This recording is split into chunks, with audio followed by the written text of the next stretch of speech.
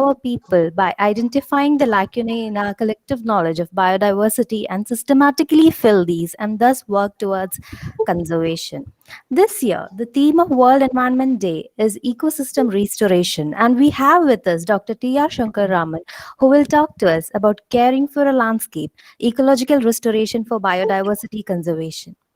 As a part of these celebrations, we had also conducted Flora, the Passion illustration competition, the results of which will be announced later in the session. Now, to introduce our esteemed guest, I invite our chairman, Dr. P.S. Issa, sir. Sir, Thank please. you, Rivi.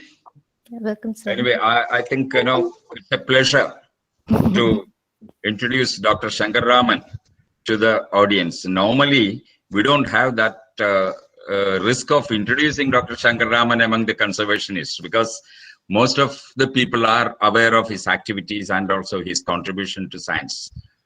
Anyway, let me think, academically, he had his BSc Zoology from Loyola College, Chennai, and then Masters in Wildlife Science from Wildlife Institute of India. And as a part of his Masters, he had done the work on effects of zooming or shifting cultivation on forests and wildlife in Mysore in the Northeast. This is very interesting because immediately after masters, normally we search for some government job or for some other thing, and we want to be a slave of somebody with no idea of our own. But Shankar Raman and his colleagues, his friends, they joined together and they formed Nature Conservation Foundation. That is the most attractive point, which has attracted me mostly.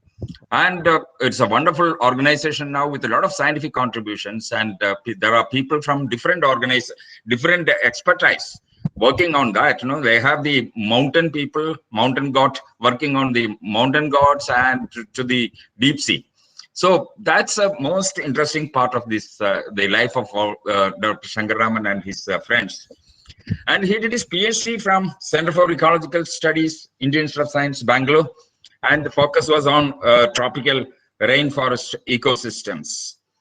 Later, of course, he diversified as usual. You cannot ask somebody to just look at one one component of the ecosystem. So he went to study the ecology of deer, antelope, then primates and elephants, birds and trees and whatnot. That too, not just in Western Ghats. He had been working in different parts of the country, in the Northeast and other places. So that is briefly his academic thing. But he has represented Nature Conservation Foundation, his organization, in National Board for Wildlife. And one of the major contributions to the management as such, wildlife management, or probably you can call it as a forest management or conservation, was the draft guideline which he had prepared for on a linear infrastructure. That's still a model one.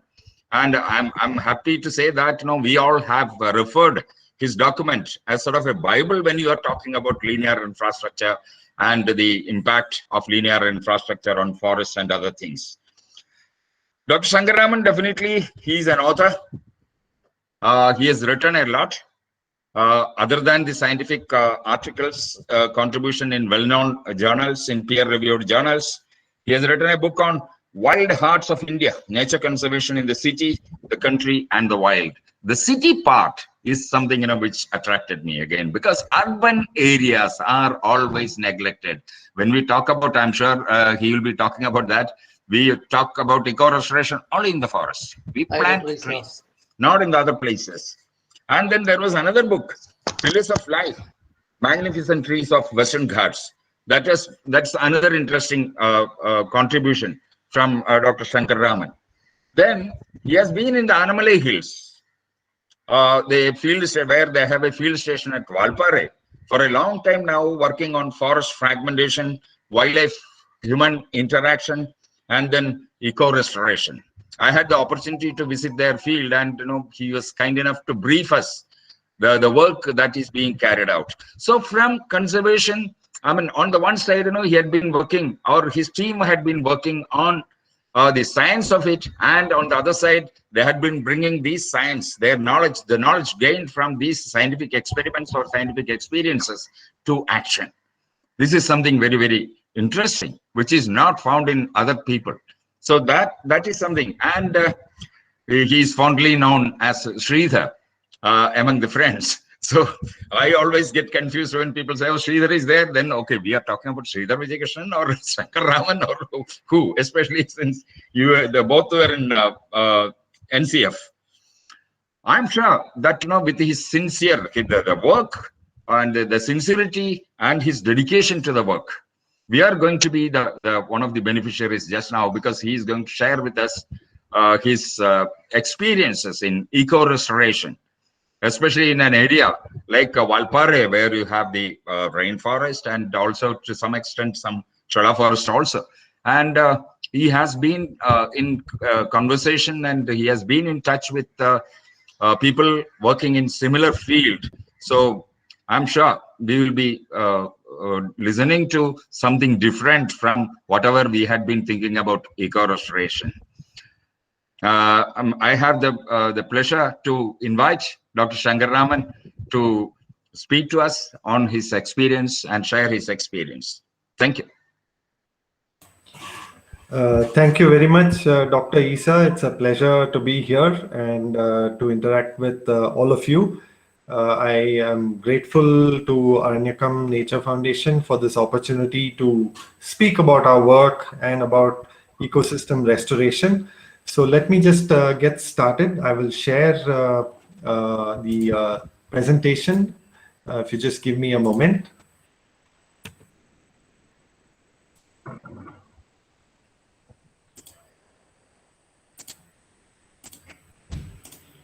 Are you able to see my screen? Not yet. It might be coming. Yeah, it's coming. Yes, sir. Yes?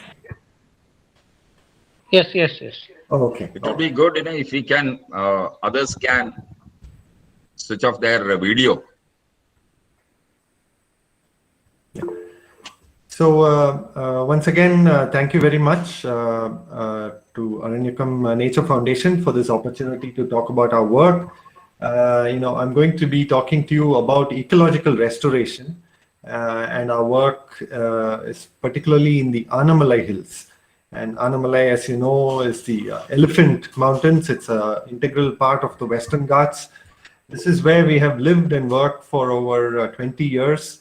My partner Divya Mudappa and we both have been carrying out long-term rainforest research and restoration here. And this presentation is something that we have prepared to share with you, our work done here over the last 2 decades. Today is World Environment Day, and I think this decade, which began this year, is also being notified by the United Nations as the decade for ecosystem restoration. So I'm particularly happy to have the opportunity to share our experiences gained over the last 20 years in this presentation. Now, I mentioned that Divya and I have been working here for a long time, and we did not come here to start off our work as restoration practitioners. We began as animal ecologists, as naturalists who like to be out in the forests, who like to observe nature. And Divya's own work began by studying species like hornbills and these nocturnal small carnivorous mammals called civets. I think many of you would be familiar with these animals. In this slide, you can see the Malabar grey hornbill, which is an endemic species found only in the Western Ghats. And the great hornbill, of course, the Verambil, that all of you must be familiar with in Kerala, and the brown palm civet, which is also a nocturnal carnivore.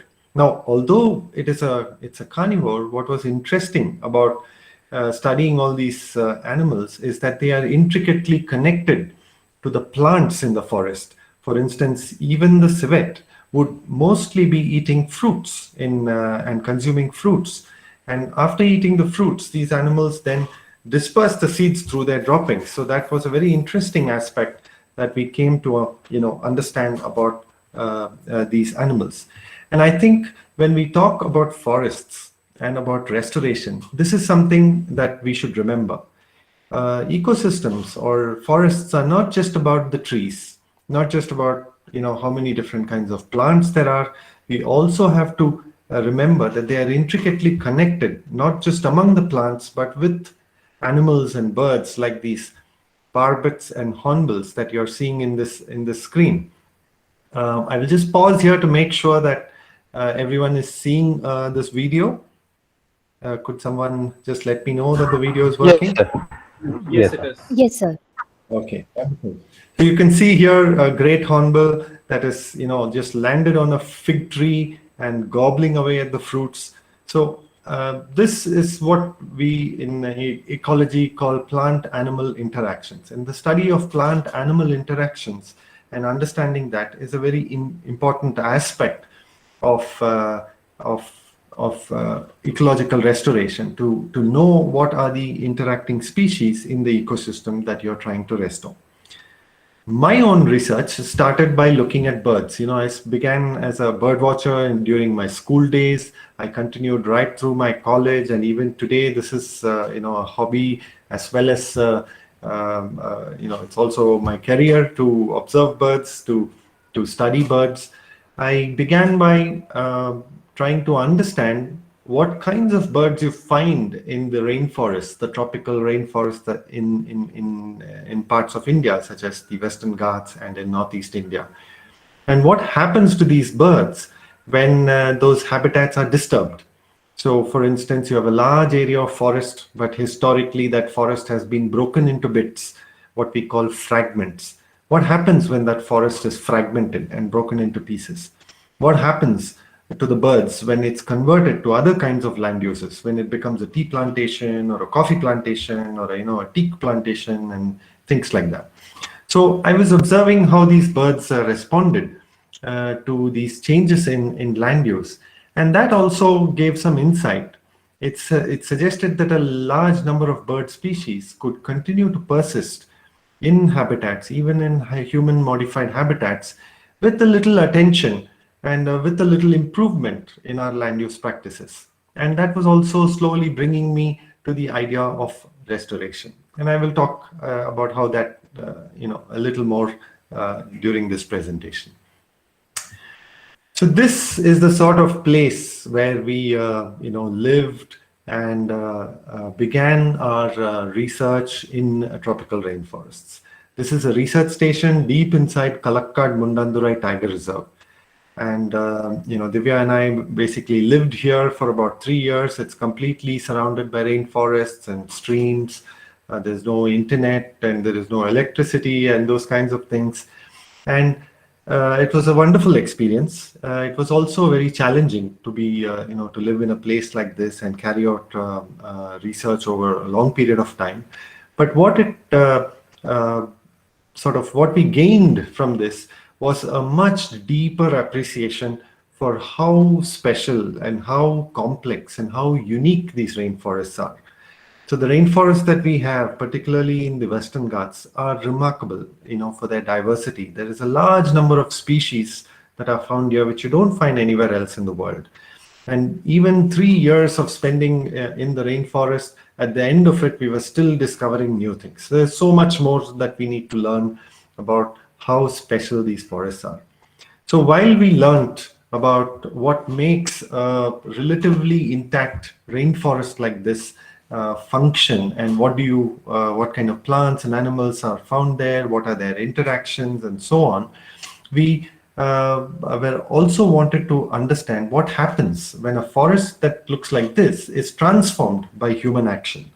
So in the later part of our research, and and particularly over the last 2 decades, we have worked in one such landscape, and that is the Animalize. Now, the Animalize is also part of the southern Western Ghats, and you can see in this slide that the landscape looks very different. A large area of rainforest was converted to plantations such as tea plantations. Most of what you see here is tea plantations, and with roads and with settlements, and leaving only small bits of forest behind, what we call rainforest fragments. And We have spent the last 2 decades understanding what happens to plants and animal species when habitat is fragmented like this. What species manage to survive in these patches?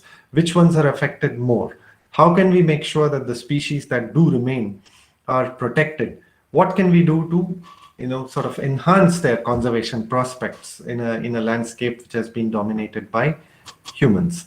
And this is an important question because the kinds of large tracts of relatively undisturbed rainforest that you have in the Agastyamalai Hills, you don't find in many other parts of either Western Ghats or even in other parts of India. So a lot of our landscapes do look like this. They are fragmented forests. So understanding how species survive in these forests and what we can do to conserve them is a very important part of our work. So in this landscape, we came in with a particular idea, and I'll just show you a little video to give you a flavor of what it looks like. The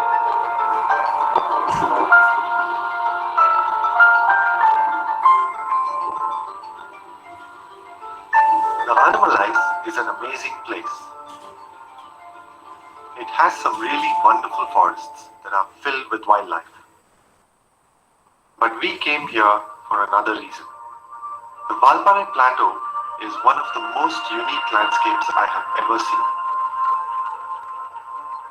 It is a mix of tea and coffee estates with patches of rainforest in between. This place has a history. More than 100 years ago, all this was rainforest. But now, the forests look like islands floating in an ocean of tea. So, as I mentioned, trying to understand these islands of forest was what motivated our initial research. And we felt that we first needed to understand the system before we could do anything about it. And that's why our work puts a lot of emphasis on doing field research. So our field research was targeted at trying to understand the ecology of these rainforest fragments. And very soon we realized that these are not really islands. They're not like completely isolated from their surroundings.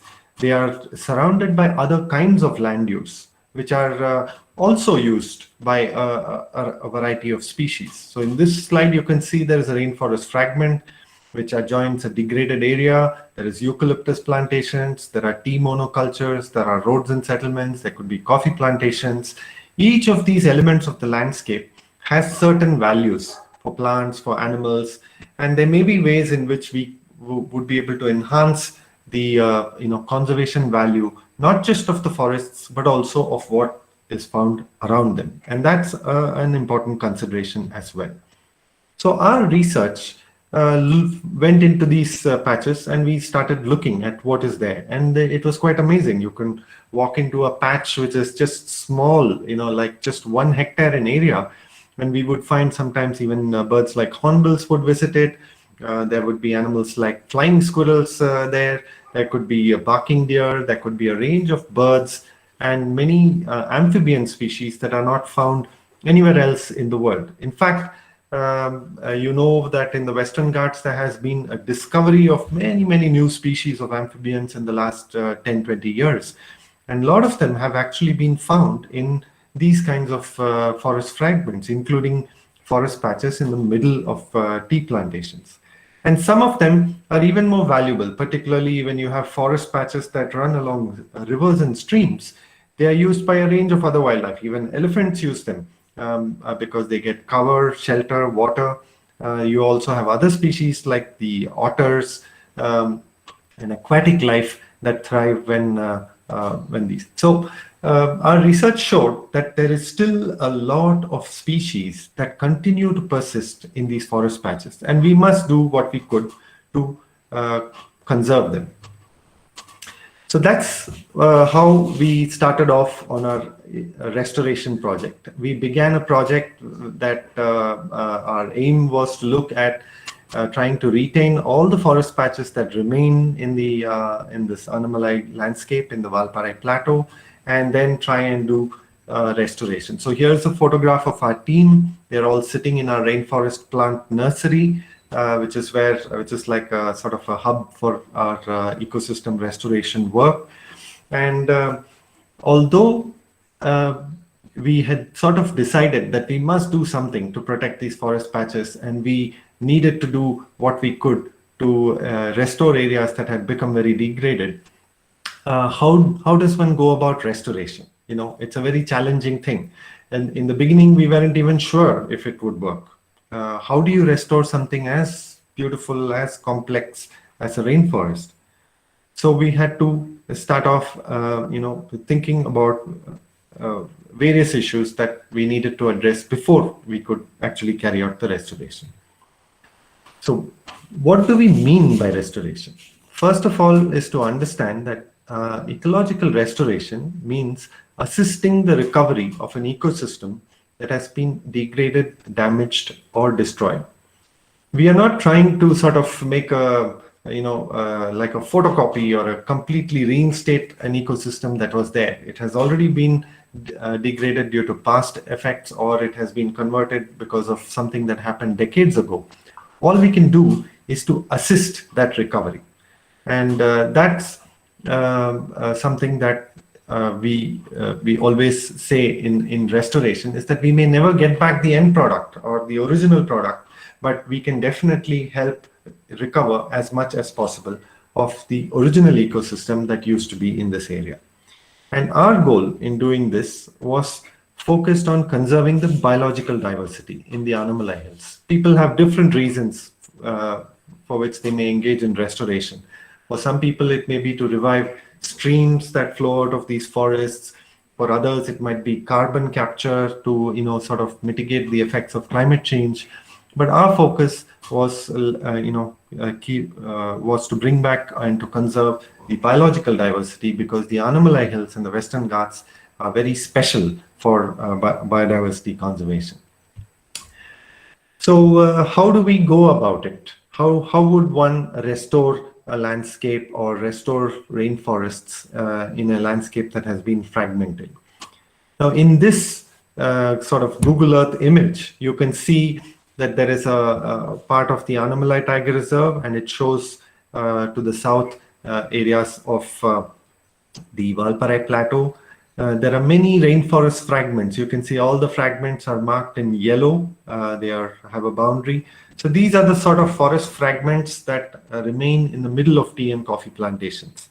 In an ideal world, when we would have liked to do something like this, where you are able to connect these forest patches, through corridors of forest, and also connect it to the Annamalai Tiger Reserve, such that you have a larger tract of forest, and you also enable animals to move through these forested corridors. That's would have been a sort of ideal situation. But then it goes through a lot of intervening land which belongs to tea plantations and coffee plantations, and there are different stakeholders involved. So in order to put this plan into action, the very first thing we had to do was to get these different stakeholders and partners on board. We had to have repeated meetings. We went and met the landowners, we went and met managers of tea companies and coffee plantation companies. We went to field with them, and we spoke about the importance of these forest patches.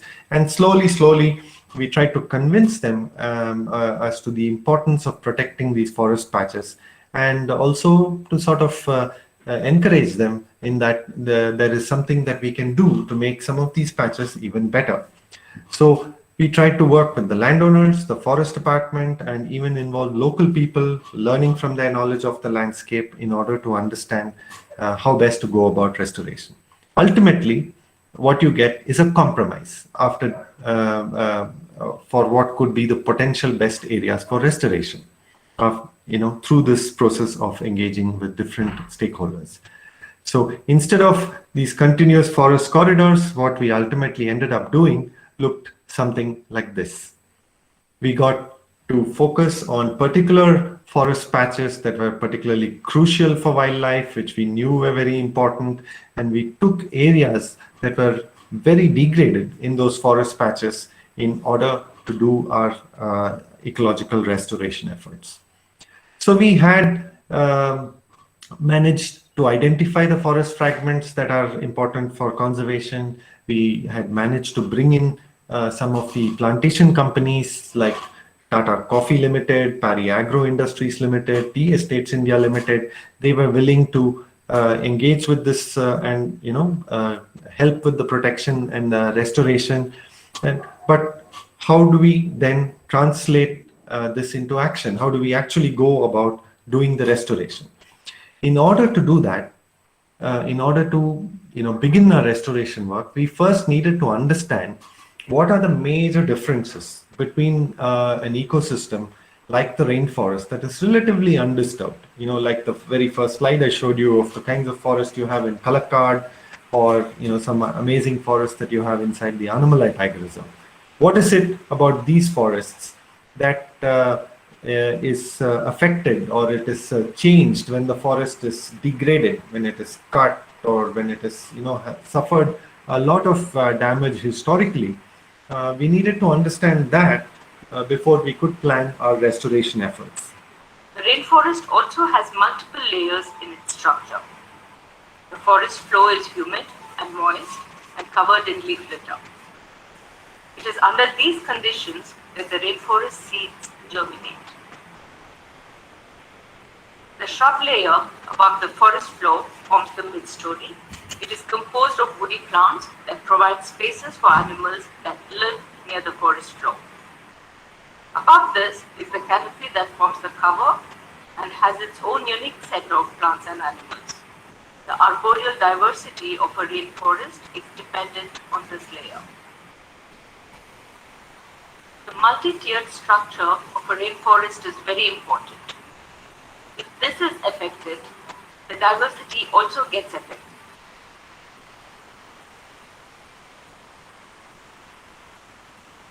Our field research showed that even though there were shrubs and trees growing inside fragments, they lacked the structural complexity and diversity of a rainforest.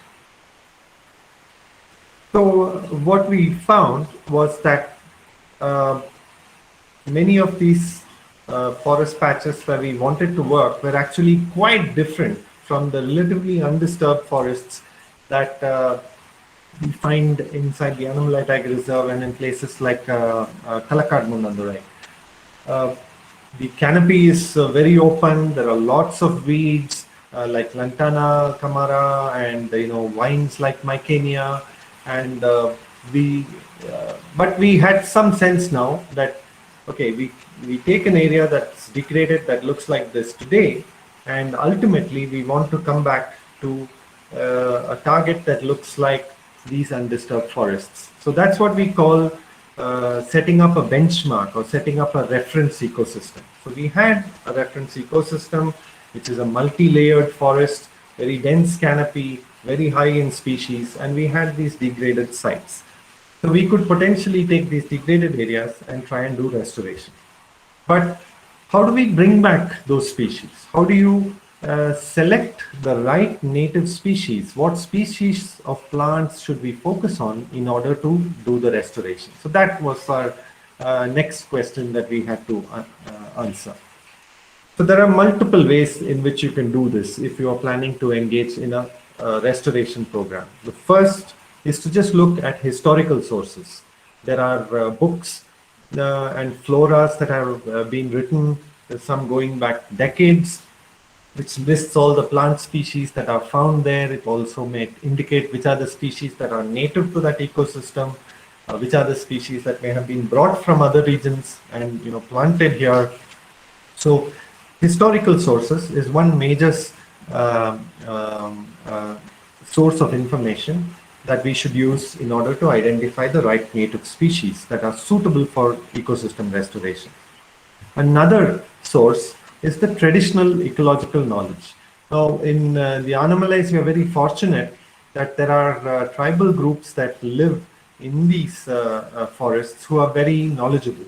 So particularly the Kadar. A lot of our work involves working with Kadars who are extremely skilled forest dwellers, extremely knowledgeable forest dwellers who know a lot about the forest as well as the species there. So through dialogue with them, spending time in the forest with them, we could also learn a lot about these forests and what are the right species that one could potentially use for restoration. And finally, as I mentioned earlier, always going back to our benchmark or reference sites. Anytime we had some doubt, we could go into forest areas that are relatively in good shape, either in the Annamalai Hills, in the Annamalai Tiger Reserve, or on the Kerala side, we have the Vayachal Reserve Forest. There are some excellent forests there. So we would go there, we would do plots, we would try and study the plant and tree communities to understand what species are found there. And then we could say that, okay, if these are the species found here, then in these degraded areas, it's very likely that the same species that occurred, and maybe those are the species we should be looking at as native species for our restoration. But identifying the right species is just one important aspect of the restoration. We also have to get that right tree into the right place. And in a landscape like the Annamalais, we have even when we are working particularly on the tropical rainforests or the evergreen forest ecosystem, there is a lot of variation from place to place, particularly as you go from lower elevations to the highest elevations. Below 700 meters, we have low elevation rainforests with different species. And then mid elevation, the kinds of species that are there differ. And then in the highest grounds, you have shola and grassland ecosystems. If it was a grassland ecosystem, you don't want to be planting trees there because it would go against the basic principles of restoration. So it's important to understand this aspect as well. Now, most of our research has been in the mid-elevation rainforest. So we focused on the species of mid-elevation rainforest, which is the altitude range where most of the Valparai Plateau is located. And then we looked at all the species there and what kinds of locations do they do well in, where do they grow, and how are they likely to survive if we plant them in our restoration sites. So on the right side, you can see that when you are thinking of getting the right tree at the landscape scale into the right place in a particular restoration site, you can consider the ecology of that species. So, you don't need to look at all the details, but just to give you a sense, if you look at this, one of the species at the top of this ring called Vernonia arborea, this is a species that is the dark green color indicates that it is fast growing, and the other three colors suggest that it grows in different locations, open areas, slightly shaded areas, and even along streams and rivers. Whereas there could be other plants, like if you look at the bottom of that graph, there is another species called Holygarda nigra, which is a slow growing species that grows only in moderate to high shade environments. So it's important to know this to sort of maximize the likelihood that the effort that has gone into you choosing the right species, makes sure that you're also putting that species back in the right place. When people do ecological restoration, they use different kinds of approaches, and these different approaches may work under different conditions. So for instance, some people initially begin the restoration using what are called pioneer or nurse species. What are pioneers or nurse species? There are some species that are actually very hardy. They do very well in open conditions. So a forest that has been cut or logged, a completely open area. There are species like, say, this tree here, which is a makaranga tree, which grows in such open conditions. They grow very fast, they produce shade, and they are what we call the pioneers, the first to arrive in these. And they act like a nurse. They help the land below them slowly recover over time. So that's could be one approach that people take for restoration. Another approach is called using framework species. Now, framework species are species like, indicated here, a ficus tree, a fig tree. Now, fig trees are very important. You saw in the very first video how hornbills come to the fig trees. We know that a large number of birds and mammals and macaques and so many others thrive on eating the fig fruits, and they also have dispersed the seeds. So having even a single fig tree can attract a lot of other animals, and those animals will bring seeds and help kickstart regeneration. So there are a number of framework species like this that you could plant out in restoration sites to enable the recovery to sort of accelerate. But the protocol that we chose for the Animalize is something called the Maximum Diversity Protocol. And this is because the Western Ghats rainforests in particular are known to be extremely diverse. And we know that a single hectare of rainforest, for instance, could have up to 80 or 90 tree species. If you count all the plants there could be, easily over 150 or 200 plant species in just 1 hectare of forest. And so if we are thinking of restoration and our focus is on conservation of biological diversity and not just, sort of recovery of green cover kind of thing, then the maximum diversity approach is probably the way to go. So with all this sort of background in mind, identifying the right place, choosing the right species, getting the stakeholders on board, what is an appropriate protocol to hand, we still need the sort of raw material for restoration, which is the plants. We have to raise these plants in order to plant them out in degraded sites.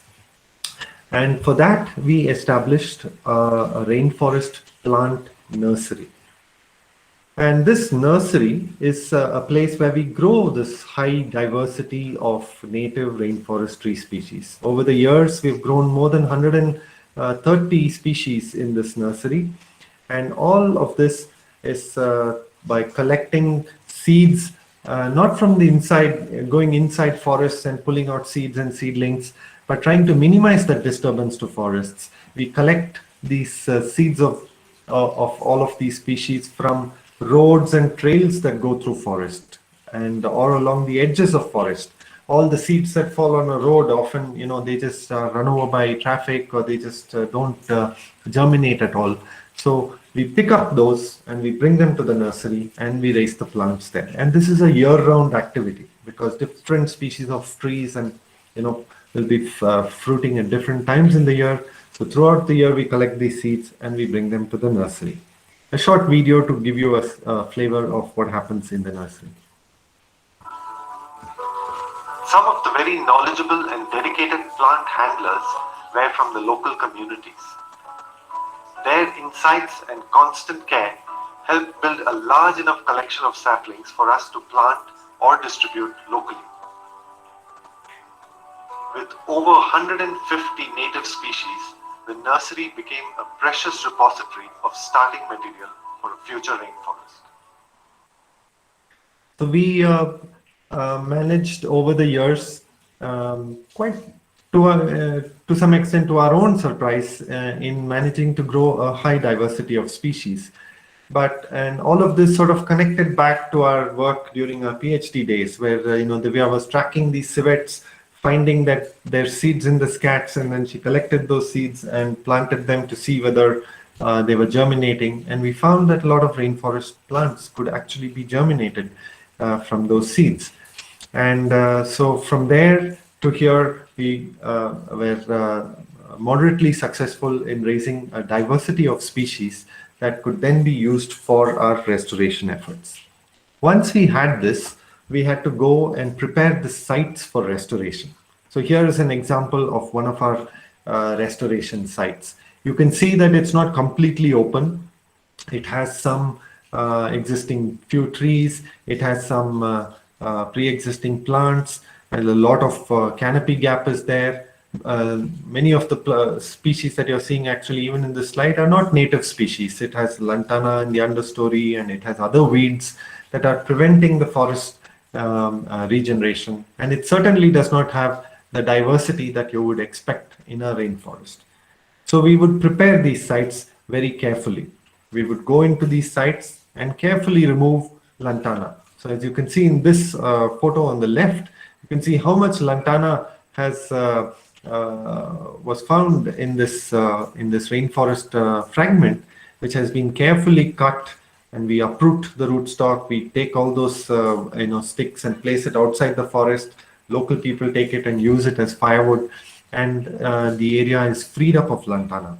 One important point I would like to sort of highlight here is that while removing these weeds, we take extra care that any native plant that's already established is not cut. So in between, you can see that many of the plants have been left standing. These include pioneers like macaranga and the clerodendron and some other plants that do manage to grow even in the middle of lantana. So it's very important that those are not cut, because they have already established and they will put a burst of growth and help in forest recovery. While we do a targeted removal of the more harmful invasive non-native species. Once that is done and the monsoon sets in, I think you may have heard it raining heavily. Perhaps it's raining right now outside our window here in the Annamalai Hills. This is the season that we do our planting, when the monsoon just arrives, and we have at least 3 months of rain ahead of us, and maybe some more rain during the northeast monsoon. We go into these sites and we plant out the seedlings and saplings for kickstarting the process of recovery. So over the years, this has been our approach for rainforest restoration in the Valparai Plateau.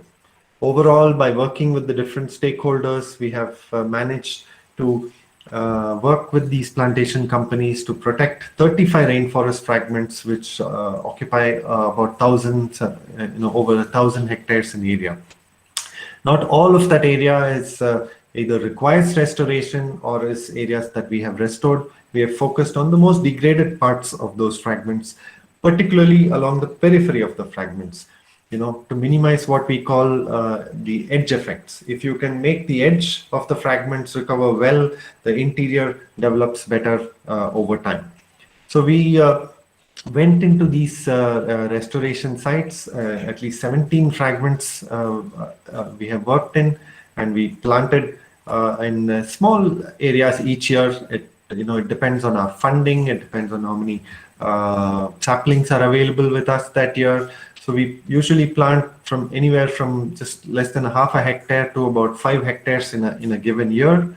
And over the last 2 decades, we've planted around 100,000 saplings of more than 170 tree species across these restoration sites using the protocol that I just described. Now, after planting this, we have also continued to monitor and continued to look at whether this restoration effort has actually worked or not. And you can see some of those results sort of easily, visually, just through photographs. For instance, here is one of our restoration sites. On the left, you can see after all the lantana is removed, how open it is. There's hardly any understory or very few trees. And on the right is a photograph of the same site today, in 15 years later.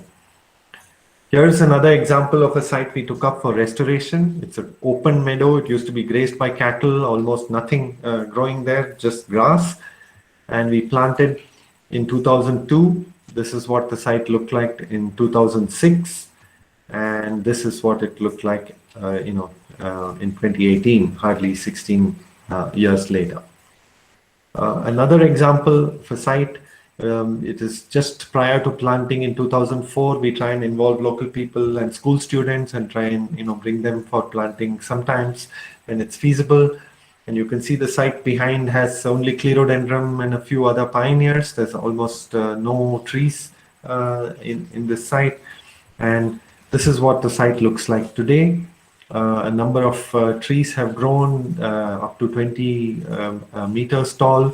This is a small fragment, but it's a fragment that never used to have animals like Nilgiri langur before. But today we have a troop of Nilgiri langur that regularly uses this. We even see occasionally birds like Malabar grey hornbills and great hornbills coming here. So it's very heartening to see these animals come to the very trees that you have planted so many years ago and begin to use it. And it gives you a sense that those intricate plant-animal interactions that one observes in these rainforests are slowly coming back as well. So it's not just the growth of trees, but it's also the growth and rebuilding of the connections that between plants and animals that you see in the rainforest that is part of restoration. While the photographs show you one aspect of the recovery, it's clear that there has been some visible change. As scientists, we are also interested in monitoring it a little more closely, such that we can establish exactly how much recovery has occurred. Can we say, for instance, that the rainforest is fully recovered or not? And how can we show this with evidence to others who may be interested in carrying out restoration elsewhere? So there are some simple tools that and methods that one can use for monitoring such restoration projects. So one is, for instance, we could use Google Earth Pro and other tools that are listed here, which use the available satellite imagery to track how these locations change over time. You can see here on the upper part, one of our restoration sites as it looked like in 2008. You can see there are, sort of open areas to the left and only a few sort of tree canopies showing mostly smaller plants. It looks green, but it clearly doesn't look like a fully fledged rainforest canopy. And the same site below in 2018 as showing much more tree cover. In fact, almost closed canopy cover has established. So how the tree cover changes is one aspect that could be looked at using such tools like satellite imagery. But to know what is happening on the ground, often you have to go and collect information at the ground level. So as field biologists, we go into these patches of forest and we put plots and we study what has happened to the forest recovery. So in this case, for instance, we are showing you how we compared areas where we did restoration with adjoining areas which were just left as is. So the forest patch is being protected, and only in some areas we have done restoration. The rest of it is left alone. And very often when we speak of restoration, people say, you just have to leave the forest alone. It should be fine and it will recover. Leave nature to her own course and so on. So that was a question. We wanted to know, should we just leave these areas alone and will they just recover on their own? Or do we need to do all this kind of work that I just described in order to restore the forests? So we compared these restored and unrestored sites with the forests that are relatively undisturbed, what we call our benchmark sites or our reference sites. If our restoration is working, it should improve from the unrestored sites. It should become more similar to our benchmark sites. And to some extent, that is what we found. So this is the only graph I'm going to show you in this presentation. And I've just chosen three variables that we studied, among others that we looked at. The number of trees that we have per unit area or per hectare, number of trees per plot or tree density is one aspect. How many species of trees are there per unit area? And how much carbon is stored in these in the above ground vegetation. And you can see in all these three cases that the light green, which is the restored sites, are doing better than sites that were just left as is. Possibly they are also recovering, but maybe they are recovering much more slowly. And I will go back to the definition I gave at the beginning. Restoration is assisting the recovery. So what we have done is we have assisted these degraded sites to recover. They have recovered to some extent, but it is very clear even here that none of them have recovered the full extent that you have in the undisturbed rainforests or the benchmark forests. In terms of carbon, which is very important, you can see that an unrestored site has only about 70 tons of carbon in the above ground vegetation per hectare, whereas our restoration has almost doubled it. But we still have a long way to go before it becomes anything similar to the undisturbed rainforest that we have in the Western Ghats. As the forest recovers, does the wildlife also come back? I mentioned that in some of our forest patches, we have begun to see Nilgiri langurs and some other species, which we never saw in them earlier. We had a student who did a project recently and who found very similar results when we studied bird communities. The birds in the restored sites are also recovering, particularly birds which are rainforest birds. So for instance, species like some of the understory babblers, flycatchers, and so on are, which you typically find in the rainforest, are slowly recovering, while species that you find in very degraded or open areas like red-whiskered bulbuls and tailor birds, the common birds that we also find in our gardens, these birds decline, which kind of indicates that it is not just the forest that is recovering, but slowly the wildlife, the animals are also coming back into these sites, and that is an encouraging sign. But overall, if you look at all these results, if you look at how much recovery this has occurred, even after 20 years of work, when we have put so much effort, so much careful work in doing restoration, we can see that we have not managed to recover the original forest, or something like what we have in the benchmark or reference rainforests. Canopy cover has recovered well, but only 80%. Tree diversity has recovered only 40%, even after 20 years. So what does this indicate to us? It sort of indicates the very first golden rule of reforestation, and that is to protect the existing forest first.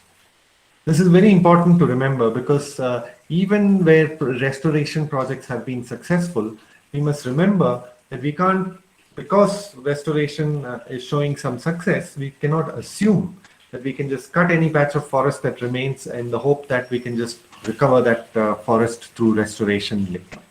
So protecting existing forest first is the first golden rule of reforestation. It's a very important message that we get from our restoration efforts as well. We've also faced a number of challenges in our restoration project, despite this recovery. We still don't know whether we will ever reach that 100% recovery, or how long it will take. Maybe it will take a few more decades. Maybe we will never get to that level over time. In the meantime, there have been big setbacks as well. We've had years of work done in a restoration site, and one day somebody has set a fire which spread rapidly and destroyed several hectares of area, and basically years of work literally went up in smoke in less than half an hour. And another aspect is we have not very successfully managed to engage with local communities to protect these forest patches. We still get some level of disturbance in these forests. People go in and cut trees for poles and for fuel wood, and that also continues to cause some disturbance. If these disturbances were not there, if we had managed to get local support in a better way, then perhaps our recovery would have been even better than what we managed to achieve. So these are our learnings from the Anamalai Hills, and I've tried to give you a sense of what kind of work is involved and how much restoration could result in recovering the original ecosystem. But at a larger scale, this is very important to understand these lessons when we talk about forestation, reforestation or afforestation at the national level. Many of you may know that as part of our national commitments, India is a signatory on what is called the Bond Challenge, and India is supposed to restore millions of hectares of forest over the next decade. Now, unfortunately, we do not know where exactly these forests are going to be established and what kind of forests will be established in these sites. As on date, a lot of India's forest recovery or even increase in tree cover and forest cover is attributable to the growth of plantations. And many of these plantations are established in the name of compensatory afforestation. So for instance, when somebody does a project, they are building a road or a dam or does some mining, the government is permitting them to destroy forests in one place and says, okay, you compensate by planting forest somewhere else to offset these costs. And almost all the compensatory afforestation that is being carried out does not follow principles that I just spoke about in ecological restoration. Virtually, government records indicate more than 50% of all the compensatory afforestation area that has been carried out in India has been planted with less than 5 tree species, And as I mentioned, in Indian forests are very diverse. A single hectare may have 50 to 100 tree species. And what is the point of planting 5 tree species in such areas? Second is that they often plant the wrong species. They are planting non-native species like eucalyptus and wattles that are planted in large numbers. So they look like monoculture plantations. They are not diverse native species forests. They are basically monocultures of trees that are not a forest at all. They are plantations which have much less value for biodiversity conservation. We also now know that they have less value for watershed protection. They are also store less carbon than these more diverse forests. Some of it is also planted in areas which should not be forests at all. A lot of afforestation is carried out in areas that are grasslands.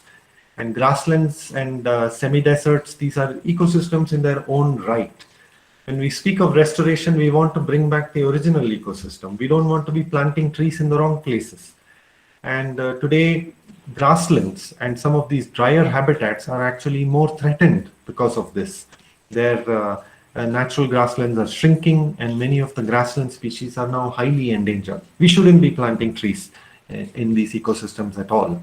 But that's the sort of philosophy and practice that is ongoing. And the hope is that more people get involved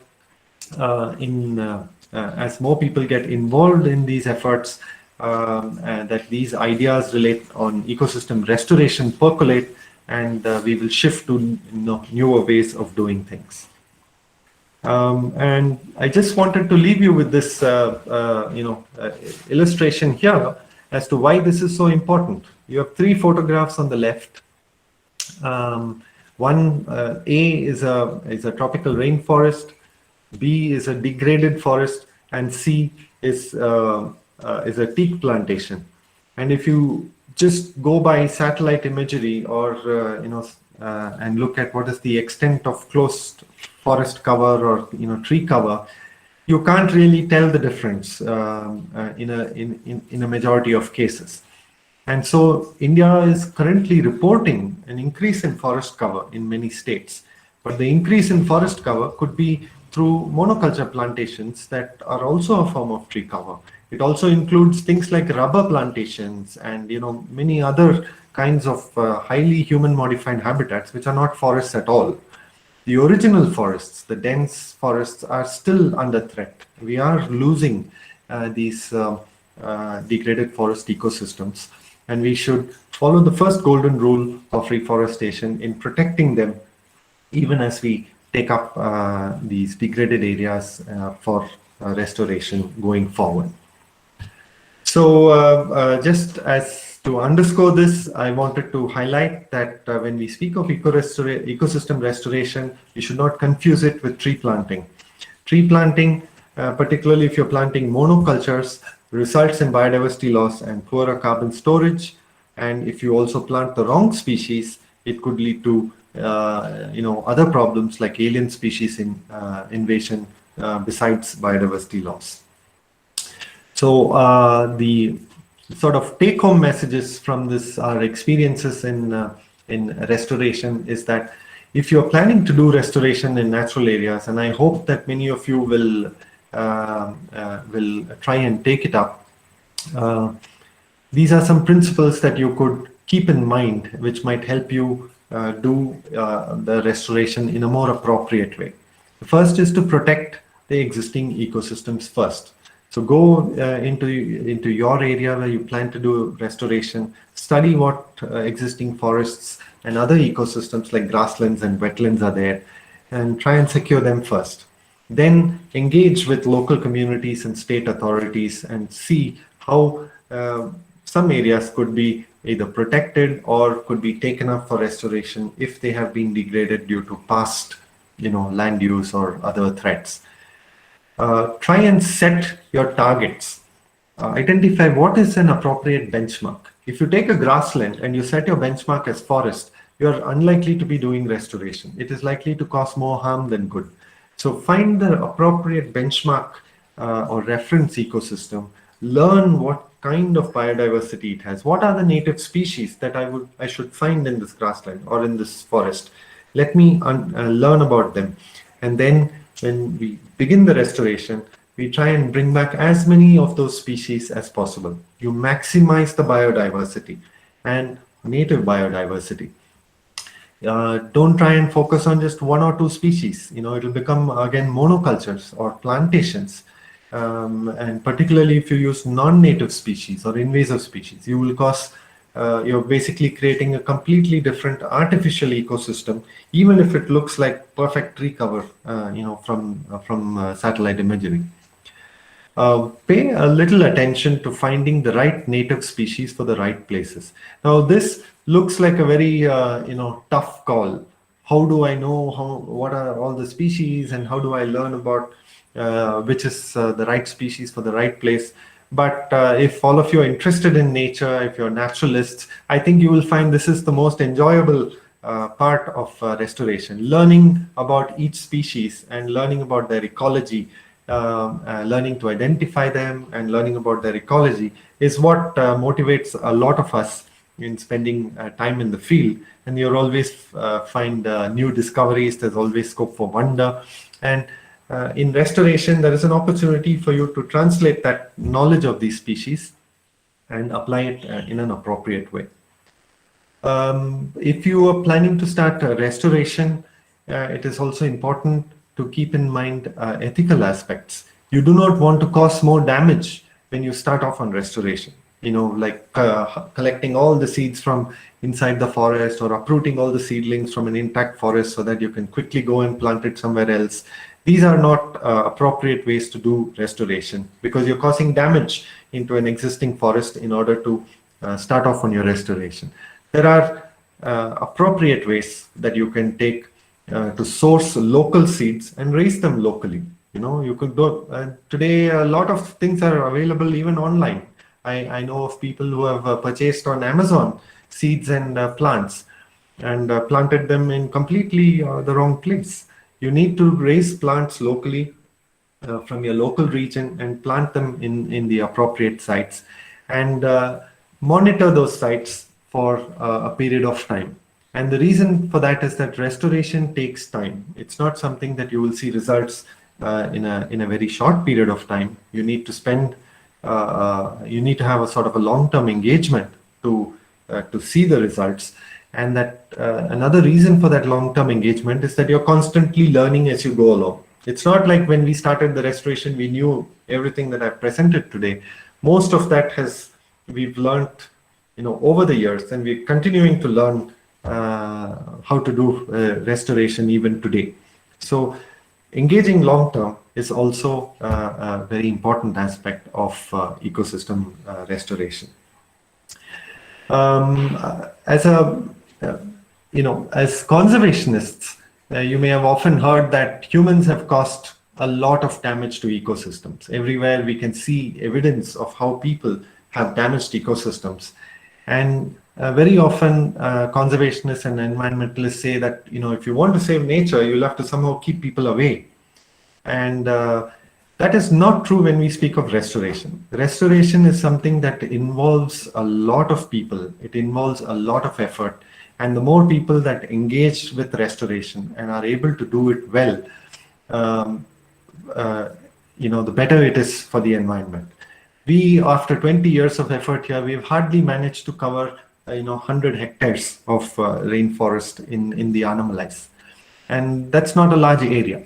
But if there are a large number of people who are following appropriate methods and doing restoration wherever they are, hopefully these models that we have will have much larger impact. So people, engaging people and getting involved in restoration is most welcome aspect of ecosystem restoration.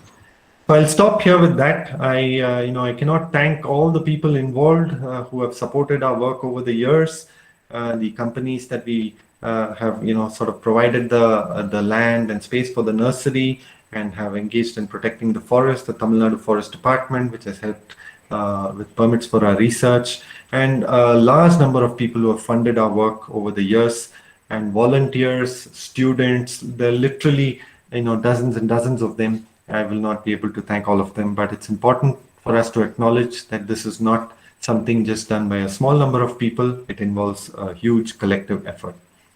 So on behalf of our team here in the Nature Conservation Foundation, I thank you for listening to me, and I hope that it inspires you to take up ecosystem and ecological restoration wherever you are. Thank you. Thank you so much, sir, for sharing your insights. As you went around, setting up restoring the rainforest and assisting the recovery of ecosystems. I'm sure initially it would have been a very difficult job for you, but it has made it all easy for us. We have you to come to if we have any doubts if we go about it. I'm sure a few of us have definitely been inspired to take it up. If there are any questions and if sir permits, I think we'll have a question and answer session, sir, if it's all right with you. Certainly, yeah. If there are any questions, you may unmute and ask, or you can post it in the chat box. Yeah, so I have one question, sir. So if we look forward to doing this seriously, like, is there any way to get some trainings or hands-on trainings on this from somewhere, maybe like your organization? So is there a way? Yes, we in our own organization, we occasionally do some trainings, like workshops where we've had people come and we've trained them on site. We have visitors who come to our nursery and restoration sites, periodically, either as groups, small groups, or student groups. So that's something. And almost all the other people that I know who are engaged in restoration usually welcome this.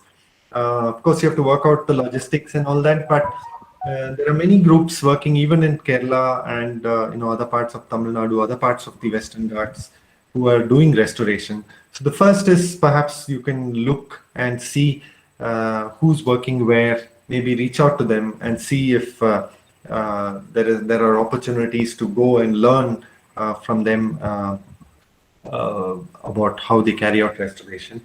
From our perspective, we have tried to put most of our information also available online. And I think if you look for it online, you will find that there are documentaries that show how restoration is carried out. We have a documentary of our own called A Dream of Trees. I invite all of you to look at it on YouTube. It's available.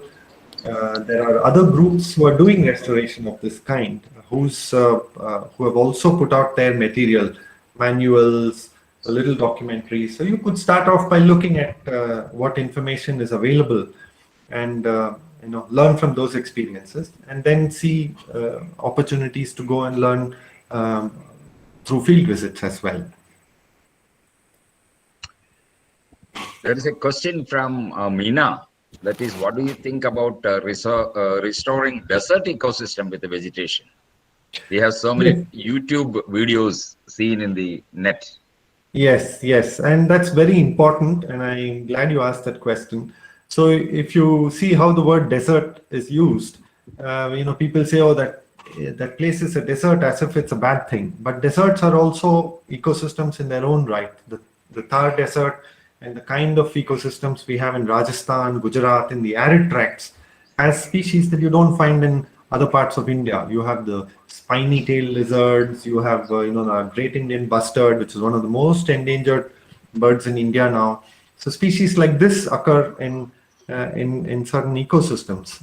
And a very good example of ecological restoration of these arid ecosystems and desert ecosystems comes from the Rao Jodha Park. It is work done by Pradeep Krishan. I think many of you may know him for his book, The Trees of Delhi and the Jungle Trees of Central India. So if you look up Pradeep Krishan's work on how they went about restoring the semi-desert ecosystem in Rao Jodha Park in Jodhpur, it'll give you a sense of how it is carried out. Very carefully removing invasive species like Prosopis juliflora or mesquite, and bringing back the unique plants that you find in desert ecosystems. So that's one example, very good example we have from India itself. Sir, I have a question, sir. So you showed that in the restored site, the regeneration was remarkably low. So what would be the real reason for this? Is that because it is not supporting that much pollinators or seed dispersers? You're right, and very good observation. So that has been a matter of concern. For instance, we could see that in some of our restoration sites, the trees have come up really well. Some of them are really big trees, and in the last few years, some of them have started flowering and fruiting. But in the understory, the regeneration of seedlings is not yet as diverse as you find in the undisturbed forest. So we have just begun some research to look at it more closely. But one simple reason could be that these are areas that have historically lost the canopy, and only now are the trees re-establishing there. So once the trees that we have planted start flowering and fruiting, their seeds will drop, and there will be animals that come to feed on those fruits. Maybe they will bring other seeds. So that process is perhaps only now beginning to start in some of our restoration sites, in its 20th year or so. And it may take a little while longer before that process actually kicks in fully. So it is still incomplete in terms of regeneration. And it could be because of the reason you mentioned, that the dispersing animals are still not fully colonizing these sites. Many of them are fragments, and it's going to take a little while longer before that process comes in back fully. Thank you, sir. Any more questions?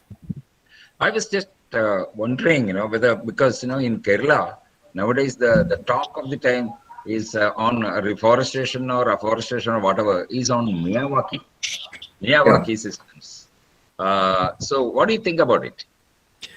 So the Miyawaki method is a very particular method where the intention is to re-establish a very dense sort of forest growth in a short period of time. So it's very intensive. It is very suitable for small areas. It's particularly suitable for urban greening. So if you have a small plot within a compound in an urban setting, instead of putting concrete, you can have a small Miyawaki forest there. That's true. But it's not really restoration. People are, a lot of Miyawaki forests are not paying full attention to what kind of species are going there. Are they really native to that particular region? And very few forests will actually have trees as dense as you find in a Miyawaki forest. So it serves a very useful purpose in certain settings, particularly in urban settings where you're able to get the green cover, and it is diverse. It's not just one species that is used. So it has some value, but I would not suggest using the Miyawaki method for ecological restoration, particularly if your goal is biodiversity conservation. So if you're working in a reserve forest or in, say, village commons or in an area close to a wildlife sanctuary or national park, you don't want to go there and do a Miyawaki forest. You would ideally study the appropriate, what is the appropriate ecosystem, and develop an approach suitable for that. So there are a few questions in the chat box. I shall read it out. One question is from Rajesh Ramnarayan. He asks, can we replace silver oak in tea monoculture areas in mid-altitudes of Nilgiris with, for example, mango and jackfruit? Can we develop varieties of these trees which can be grown in mid-altitude areas? Why can't our horticulturists work on them? Yes, very good question, and I would encourage you to try it. We have been trying to persuade the tea and coffee plantation companies to start using other native trees, forest trees, as shade. And it's more easy if it's a coffee plantation or a cardamom plantation. You know, coffee and cardamom are shade-grown crops. They require shade trees on top. So instead of planting silver oak or eucalyptus or some easily available non-native species, many of the planters are actually okay with using native forest species. So if you set up a nursery, maybe you can persuade them to use the native plants, and it serves a very important purpose. I mentioned in my talk that it's not just what happens in the forest that matters, or the forest patch, but what kind of landscape you have around the forest also matters. So if we can have more tree cover with the native species in the surrounding landscape, it benefits wildlife a lot. We've just carried out a study, it's going to be published in Current Science soon. It shows that this works well even in tea plantations. So the tea plantations that use native trees like you mentioned, jackfruit and ficus and so on, are very rare. But where they do occur, they actually support many more bird species than the typical tea plantation with silver oak, which is an Australian tree. But tea planters are very reluctant to shift to other trees. They want very few trees, and they have a history of using silver oak. They're very comfortable with that one species. So there's a lot of inertia. But if you can persuade them to try other species, I think it would be valuable um, for conservation, and I think it could have benefits for the tea as well. And thank you, sir. So another one question is there from Meena L. She asks if we can try genetically engineered trees which can be engineered to grow faster. So again, go back to our original definition of ecosystem restoration. We want to bring back the original ecosystem. Now, the original ecosystem does not have genetically engineered species per se. So should we be doing that? Will it have the same result, or will it create other problems in the future? We have found that in many cases you have fairly rapid recovery if you follow appropriate principles, and without these kinds of genetic engineering methods. Some people have also suggested using tissue culture to grow lots of seedlings in a short period of time, but tissue culture is creating clones, whereas you would want greater genetic diversity, which is also more natural. So even the seeds we collect, we don't collect all the seeds of a particular species from a single tree. We collect it from different mother trees, such that the genetic diversity is higher. So as far as possible, we can use these natural processes as itself. We assist the recovery, we assist natural recovery, and we should sort of tamper with that as little as possible and work with nature rather than sort of against nature. I Sir, think yes, sir. we have several questions coming up, like fungal species, whether it can be used, as a part of the system for restoration, whether fungal groups are being considered. It's a very important topic. It's a cutting edge sort of topic. We have not studied it. We don't know. But I think many of you would have heard about this, research from different ecosystems in the world, which show how trees are connected to each other and sort of communicate with each other below ground through fungal networks. So it's called the Wood Wide Web. And that's remarkable research that was first shown in the temperate forests, but it is also found in many tropical trees. And studying that and how those fungi help the trees to survive, and particularly survive when there is degradation or adverse conditions, would be very, very important to know, and would be very interesting as well for scientific research. But we know very little about it so far. I would suggest that I'm sure that a lot of people are having several doubts regarding this, and probably slowly that is coming out. But unfortunately, because of the time limitations, I would request all these people, all those who have doubts and clarification required, they can email us, and we will definitely get you back from input from Dr. Shankar Raman about it. I'm sorry, I just forgot to. I'm sure that audience must have listened to his mentioning, Shankar Raman mentioning about Divya Mudappa, and that's his spouse, and and also one of the major collaborators in all his works. And I had the opportunity to associate with her in the Elephant Task Force also.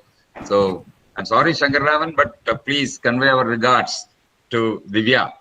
Sure. And we just convey that we appreciated the work done by all of you in that landscape. Sure. Thank you so much. Thank you so much, sir. So I would like to invite Mr. Shamim Hassan, our trustee, to say a few Good evening, words of sir, thanks to and you, sir. good evening, everybody. So, I would like to thank Dr. Shankar Raman, sir, for his valuable time and his valuable information that he shared about reforestation and the right kind of reforestation. Thank you, sir. Thank you for your knowledge sharing. I hope it has been beneficial to one and everyone who is present in this webinar. So thanks again. Thanks a lot, sir. And expecting more from you in the coming days. Thank you, sir. Thank you. Thank you very much. And sir, actually, we have some awards for our Flora sketching competition. So we would like, if you have some time to spare, you can stay around. We will be having around 20 more minutes of this session, where we will be having this prize announcement and distribution. Sure. I can stay for about 10 minutes or so, and then I have to go. That would be great. Thank you. Thanks a lot, sir. Thank you, Sridhar. Thank you so much. Thank you, sir. I would now like to invite Ms. Rashmi S., Trustee ANF, to say a few words about our illustration competition, Flora, the Passion. Hello. Can you hear me? Yes. Yes, yes. Yeah. Good evening, everyone. My duty is to talk about our illustration competition, Flora the Passion. I hope you all remember a few lines from Aranigam Nature Foundation when we announced an illustration competition for all categories of people. I'm repeating it to refresh your memory. In these difficult times, as we are confined to the small spaces around our homes, allows nature to work its magic on you. Look around and discover the amazing diversity of plants in your compound and let them soothe you. You may find plants putting forth new leaves to trees with stories to tell from your times before you were born. As you observe and learn, take this opportunity to dust off your creativity. Yes, in these difficult times, we gave you a chance to express your creativity. At the same time, it was a small step to connect you with the nature by observing the different flora around you, to enrich yourself with the ecological significance of particular plant before you cut them. Along with that, you may have noticed the habitat of the particular plant or the ecosystems to which it belongs to. The insects and butterflies that come regularly to visit those flowers, very, very small mushroom which grow in fallen leaves. In the process of examining those, you are discovering the hitherto unknown and unobserved small forms of life and little ecosystems that were existing in your compounds. Yes, this is the right opportunity for us to establish a link with Mother Nature and ourselves. Only then we will realize the magnitude of the biodiversity loss that we have been suffering from during the past 2 decades. This loss in the variety of life can lead to a breakdown in the functioning of the ecosystem. This understanding is the first step for nature or biodiversity conservation. Actions begins from our home, and before we agitate against the faraway Amazon fires, we should do the needful for preserving the rich flora and fauna culture in our surroundings, gradually expanding to the Western Ghats. There are more than 7 billion people on Earth. Protection of wildlife and conservation of biodiversity would have improved by leaps and bounds had each one of us contributed our might, no matter how small or big it was. Even minor activities can have a major impact when we all work together. On behalf of the Aranigam Nature Foundation, I solicit your active participation with an activistic bent of mind to involve yourself in nature conservation. Next, my duty is to say a few words about botanical illustration. If I were to say something about botanical illustrations to the botanists gathered here, it would be like carrying coal to Newcastle. At the same time, we have a heterogeneous audience today, and so it is my duty to apprise them of the significance of illustrations. With your silent consent, I may be permitted to do so. I would like to start with a famous quote of Norwegian playwright and theatre director Henrik Ibsen, who said that 1,000 words leave not the same deep impression as does a single deed. What he meant was that seeing something is better for learning than having it described. Simply, we can say a picture is worth 1,000 words. Botanical illustration is the art of depicting the form, color, and details of plant life. Simply, we can call it as a scientific art.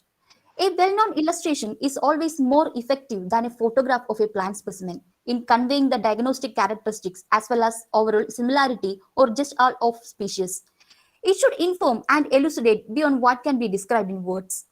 A good botanical artist strives for accuracy in proportions, curves, angles, shapes, and attempts to create 3D impression and surface structures.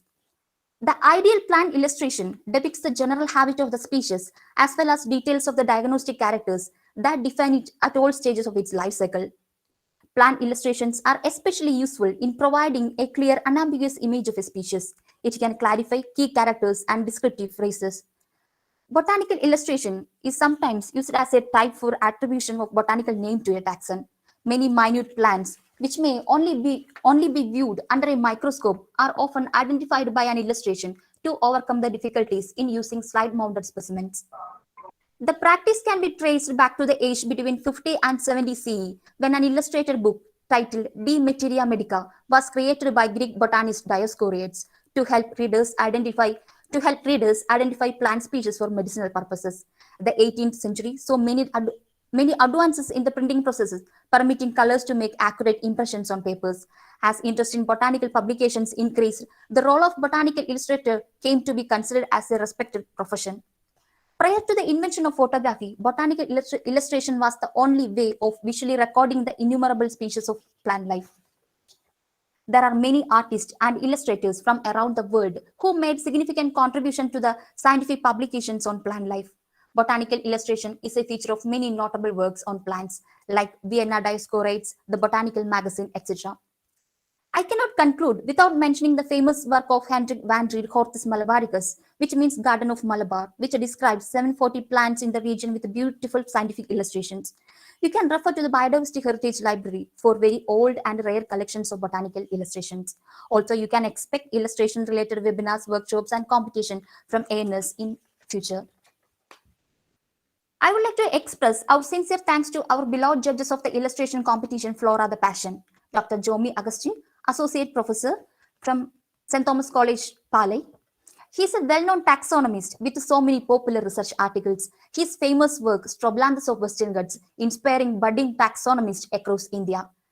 Then Dr. K.P. Rajesh, Assistant Professor, Department of Botany, Samorins Guruvayurappan College, Kozhikode. He is a well-known pteridologist of India and he actively working on different aspects of most challenging lower groups of plants. Next, Sri Satyan Mepayur.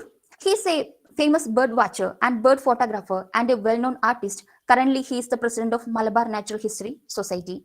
Now I invite Dr. K.P. Rajesh, Assistant Professor, Department of Botany, Guruvayurappan College, to share the thoughts of judges about the entries that were submitted for the competition. Sir, please. Okay. Thank you very much, Rashmi and Issa sir, for giving me a chance to participate in this program. So we are really happy in that this may be the first of its kind of competition. I have never heard about this kind of competition, especially on the botanical illustration, maybe in India too. So it was being a junior most member in that jury. So my duty was comparatively limited and my role was comparatively limited. And they entrusted me to say a few words about before the announcement of results. So as you have already mentioned that botanical illustration is nowadays fading out. Nowadays we are using more and more other techniques. But we are happy to see that we have gotten an array of collection from the participants. The response for the competition was very huge and heavy. And I don't know, I could see many familiar faces here. The competition was valued under two categories of senior members and student members, and with the illustrations and paintings. some of the senior faculty members also might have joined in this program or as a participants. I don't know. I have done the crime of evaluating their paintings or illustrations. So anyway, as she has already mentioned that the chairman. So we can see that the senior-most member in that team is the other than Satyan Mapio, is a born artist and a teacher of art. So he has evaluated, and we have evaluated in a separately, and almost it was we have reached a consensus, or unanimously we have given the marks for them, and we were asked to mark in a 10-point scale, and the entries we have got were all good, and we appreciate the efforts and pains taken by the illustrators and painters, because we can't just, there was nothing to leave or discard. We have awarded marks from 3 to the maximum. Then, regarding the rules of the competition, the RNM Foundation has very clearly framed that rules for that. Their intention was to give importance for the indigenous plants, but I don't know. Maybe due to the limitations of the pandemic, COVID pandemic situation, or maybe due to their lack of awareness, it was clearly mentioned that exotic plants and other garden plants should be avoided. But we got nearly more than 80% of the entries were on the garden plants. But we have given certain leverage to that. Maybe it may be due to the ignorance of the participants. The participants were also asked to prepare an account on the plants they have prepared, but still they were not aware of the things. So that's why we have also suggested one thing: this type of competition should be continued in a regular manner or in a yearly manner, and so that the people may be aware of the so-called plant blindness could be reduced. So under the different settings, I think Rashmi may be giving the details of the numbers they have received, and most of the illustrations and drawings under both categories. Maybe in the senior category, maybe the PhD holders or all those who are doing PhD might have participated. We don't know who are the candidates, because we got with that number only. And another interesting thing is that our part, being a botany teacher, my part was to verify the accuracy of the plant parts. The aesthetic part or the technicalities of the picturization was mainly evaluated by the Satyamji, and the second thing, that means the part of the accuracy of the plant images, that was done by myself and Dr. Jomi, and it was so exciting. And I hope during this presentation, they may be showing the picture also. So we are so happy that it was a interesting aspect to join in this venture. So with these few words, I am stopping my words, and I request Dr. Rashmi or the organizers to announce the results. Thank you so much, sir, for your kind words. It's been inspiring, your words. We'll definitely come up with more illustration competitions to increase this awareness. Thank you also for sharing the process of evaluation of all the artwork. I now invite Rashmi to share the good news with us and announce the prize winners. Thank you. We are very happy to inform you all that we had received 145 entries, of which we shortlisted 42 entries into 4 categories: senior drawing, senior painting, student drawing, and student painting. We then selected the best illustration in each category, and they will be awarded the first prize. The remaining entries will be awarded as jury's special honorary mention.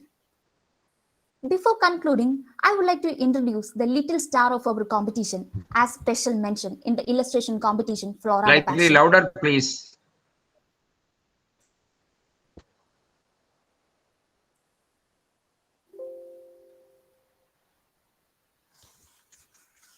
Okay, sir. Before concluding, I would like to introduce the little star of our competition as special mention in the illustration competition Flora the Passion. In the world of city life and changing lifestyles, we are missing so many things: fresh air, pure water, chirping of birds, greeneries, colors of spring. In this context, during the evaluation time, we unexpectedly noticed the experience of a 16-year-old girl, Gauri Subhash from Ernakulam. We are not here to evaluate the scientific or aesthetic value of her entry. Her words were very heart touching. She had written in Malayalam, "It is my personal opinion that beautiful things must be felt with the heart, and for all of us, our mother tongue is the best language to express our feelings." I know so many non-Keralites are attending our program. With due apologies to the non-Keralites attending this function, I have to quote her words, because we need a team of young blooms with strong passion towards the nature to act as a green brigade for the conservation of nature and our biodiversity. I'm sure her words will compel us to ruminate for a moment. ഒരു പനിക്കൂർക്കയുടെ ചിത്രം വരച്ചുകൊണ്ട് ഗൗരി പങ്കുവച്ച കുറച്ച് വാക്കുകളാണ് എൻ്റെ അനുഭവം. It would be nice to go in the full presentation mode. Rishmi.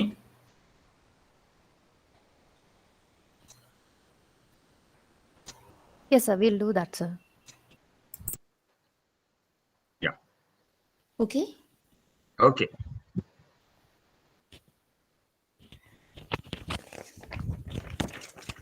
എന്റെ അനുഭവം.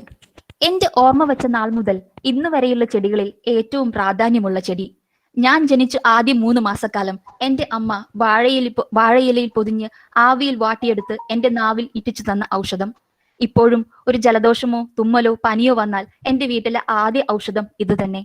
അസ്വസ്ഥതകൾ തോന്നിയാൽ രാത്രി കിടക്കുമ്പോൾ ഇടതു കൈയിൽ വെച്ച് ചുറ്റിക്കെട്ടി രാവിലെ ഇല എടുത്തു കളയുന്നതും വെറും വയറ്റിൽ വാട്ടിപ്പിഴിഞ്ഞു കുടിക്കുന്നതും ഇലയിട്ട് വെള്ളം തിളപ്പിച്ച് കുടിക്കുന്നതും നെറുകയിൽ നീര് പിഴിഞ്ഞു ഒഴിക്കുന്നതും നല്ല ഫലം തന്നെയാണ് തരുന്നത്. എന്റെ വീട്ടിൽ ആകെയുള്ള ഔഷധ ചെടിയും ഇത് തന്നെ. സ്ഥലപരിമിതി മൂലം ടെറസിൽ സ്റ്റെപ്പിനടുത്താണ് ചെടി വെച്ചിട്ടുള്ളത്. അതാണ് ചിത്രത്തിൽ കാണിച്ചിരിക്കുന്നത്. ഈ കോവിഡ് കാലത്തും ഞങ്ങൾ ഈ ഇലയെ വിശ്വസിക്കുന്നു. Wow, what A heart touching words from very small girl. അവളുടെ നിഷ്കളങ്കമായ ആ കുറിപ്പ് നമുക്ക് കാണിച്ചു തരുന്ന ഒരു യാഥാർത്ഥ്യമുണ്ട്.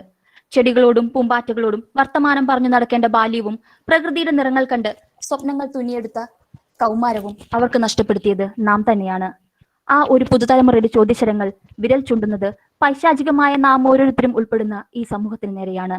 യാതൊരു ദയാദാക്ഷിണ്യവുമില്ലാതെ കാടും മണ്ണും വെട്ടിപ്പിടിച്ചുകൊണ്ടിരിക്കുന്ന വന്യതയുടെ ആൾരൂപങ്ങളായ ആധുനിക മനുഷ്യന്റെ ചിന്താഗതികൾക്ക് നേരെയാണ്. പരസ്പരം കലഹിക്കാൻ ഒരു ഉപാധി എന്നതല്ലാതെ പശ്ചിമഘട്ടവും ജൈവവൈവിധ്യവും ദിനം പ്രതി നാം നഷ്ടപ്പെടുത്തിക്കൊണ്ടിരിക്കുന്ന ഹരിതവനത്തിന്റെ വ്യാപ്തിയും ആരും ഗൗനിക്കുന്നില്ല. ഒരിക്കൽ പോലും കാടിനെയും മണ്ണിനെയും തൊട്ടറിയാത്തവർ പൊതുവേദികളിൽ വാചക കസർത്ത് നടത്തി കയ്യടി വാങ്ങിയപ്പോൾ നിശബ്ദം അത് നോക്കി നിൽക്കാൻ വിധിക്കപ്പെട്ട ഒരു നിസ്സഹായ സമൂഹത്തിന്റെ പ്രതിനിധിയായിരുന്നു നാം ഓരോരുത്തരും. പ്രകൃതിയെ അതിന്റെ പൂർണ്ണതയോടെ വരും തലമുറയ്ക്കായി പകർന്നു നൽകാൻ നാം ഓരോരുത്തരും ബാധ്യസ്ഥരാണ്. നമ്മുടെ ഗവേഷണങ്ങളിലൂടെ നൂതന ആശയങ്ങളിലൂടെ പ്രകൃതിക്ക് വേണ്ടി പ്രതികരിക്കാൻ കഴിയുമെങ്കിൽ ഇവിടെ നടന്നുകൊണ്ടിരിക്കുന്ന അപ്രിയ സത്യങ്ങൾക്ക് നേരെ നാം എന്തിന് കണ്ണടയ്ക്കണം? നാം എന്തിന് നിശബ്ദരാവണം? കടമ്മനിട്ട് പറഞ്ഞതുപോലെ നമുക്ക് വർത്തമാനം പറയാൻ ശ്രമിക്കാം. മൗനത്തിന്റെ കരിന്തോട് പൊട്ടിച്ച് പുറത്തിറങ്ങാം. ഒരു നെടുവീർപ്പെങ്കിലും അയച്ച് ഈ നിർവികാരത നിബഞ്ചിക്കുക. ഈ മൗനത്തിനുമേൽ ഒന്ന് വിയർക്കുക. അതെ, നാം ഉണരുകയാണ്. ആരണ്യകം നേച്ചർ ഫൗണ്ടേഷനിലൂടെ നമ്മുടെ ഗവേഷണങ്ങൾ, നിരീക്ഷണങ്ങൾ, കണ്ടെത്തലുകൾ ഇനി പ്രകൃതിക്ക് വേണ്ടി സംസാരിക്കട്ടെ, നേരിന്റെ കഥ പറയട്ടെ. Now we are going to the final session of our program. This is the most awaited moment, declaration of the results, finding the stars of our competition, Flora the Passion.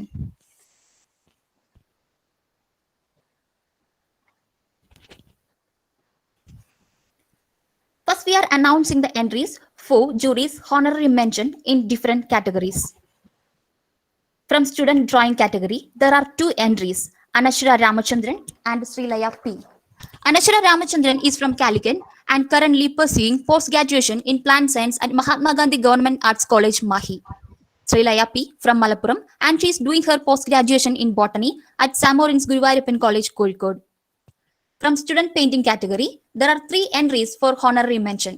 Divyalakshmi CS is a budding artist from Tripunithara. Currently, she is pursuing her master's in botany in St. Peter's College, Kolancheri. Next is Gina Sarah Matthew, doing post-graduation in botany at St. SB College, Changanasheri. Next, Krishnanand from Kottayam, and he participated and won many drawing competitions in district level and intercollegiate festivals. Next, entries selected for honorary mention in senior drawing category. Arya Raj A from Trivandrum, and she is doing research in Department of Botany and Research Center, Scott Christian College, Nagarkoil.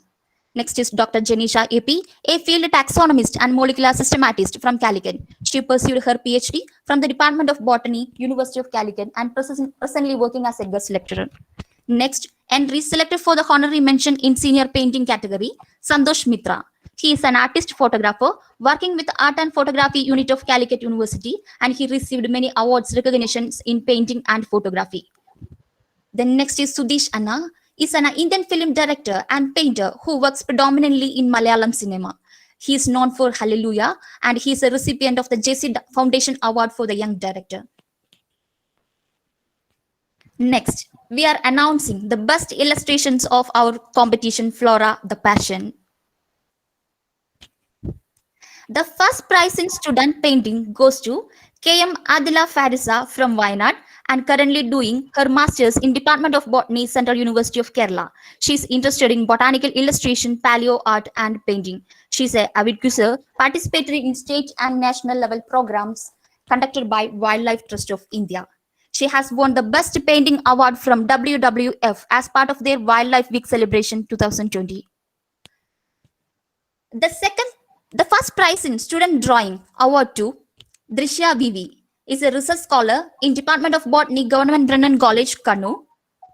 She done recommendable work for her MSc dissertation. It was botanical illustration and approach with respect to the common experimental plants in plant taxonomy for undergraduate courses in Kerala. The first prize in Student Senior Painting awarded to Reshmi K.A. from Thrissur. She completed her post-graduation in botany from St. Joseph College, Devagiri last year. The first prize in Senior Drawing awarded to Dr. Anu P. Balan. Presently, he is working as an assistant professor in post-graduation Department of Botany, Bishop Abraham Memorial College, Pathanamthitta. He is a National Postdoctoral Fellow at Malabar Botanical Garden Institute for Plant Sciences, Kozhikode. He was a Senior Agriculture Demonstrator at Indian Cardamom Research Institute, Idukki. Congratulations to all participants and winners for your time, effort, and dedication. Thank you. Thank you, Rashmi. And congratulations on behalf of ANF to all the participants. Thank you for participating in the competition, and special mention to all the winners. All your prizes will be reaching your home soon via post. Now, to say the vote of thanks, I invite Mr. Shamim Hassan, Thank you, Trustee, Adami. ANF. And so the duty assigned to me is to give away the vote of thanks. And on behalf of ANF, Aranekam Nature Foundation, and all the members, I extend my heartfelt thanks to everyone who has been present patiently throughout this session, and especially the participants of Flora and all the winners. And also, I especially thank the jury members, including Satyan Mash, Rajesh sir, and all other jury members who have evaluated this Flora competition. Apart from that, also a special thanks to Shankar Raman sir for doing this wonderful talk to us. And again, once again, thanks to all the members of ANF who have given so much in conducting this event. So once again, thanks to all the listeners who have patiently been with us for the past around 2 hours, near to 2 hours time. Thank you, and we expect to have you in the more sessions that will be coming soon from us. Thank you. Thank you, everyone. Thank you, everyone. Thank you.